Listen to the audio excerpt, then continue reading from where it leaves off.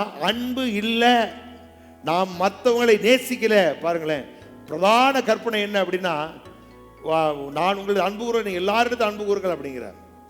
அப்ப அன்பு அப்படிங்கிறது பிரதான கற்பனைங்கிறாரு. இங்க சொல்றாரு எல்லாம் இருந்தும், எல்லாம் இருக்கணும். எப்படி இருப்பாங்க பாருங்க ஒவ்வொருத்தரும், எல்லா வரங்களை உடையவர்களா இருந்தும், அந்நிய பாஷை பேசலாம், திருக்கசம் சொல்லலாம், குணமாக்க வரங்களை உடையவர்களா எல்லாம் இருக்கலாம்.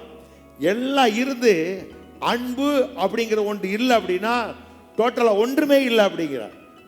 அப்ப எல்லாம் எதற்குள்ள இருக்கு அப்படிங்கிறது அன்புக்குள்ளதான் இருக்கு. ஏன் அப்படின்னா தேவன் எப்படி இருக்கிறார் அப்படின்னு, அவர் அன்பாகவே இருக்கிறார். அவர் எப்படி அன்றைக்கு எப்படி அன்பாக இருந்தாரோ, உலகம் உண்டாக்குறதுக்கு முன்பாக மனுக்குலத்தை எப்படி நேசித்தாரோ, உலகம் உண்டாக்கினதுக்கு அப்புறம் மனுஷன் எப்படி நேசித்தாரோ, மனிதன் விழுந்து போனதுக்கு அப்புறம் அதே போல எப்படி நேசித்தாரோ, அதே போல இன்றைக்கு வரைக்கும் அவர் மனுக்குலத்து மேல அவ்வளவு அக்கறை உள்ளவராக, நேசிக்கிறவராக, விசாரிக்கிறவராக இருக்கிறார்.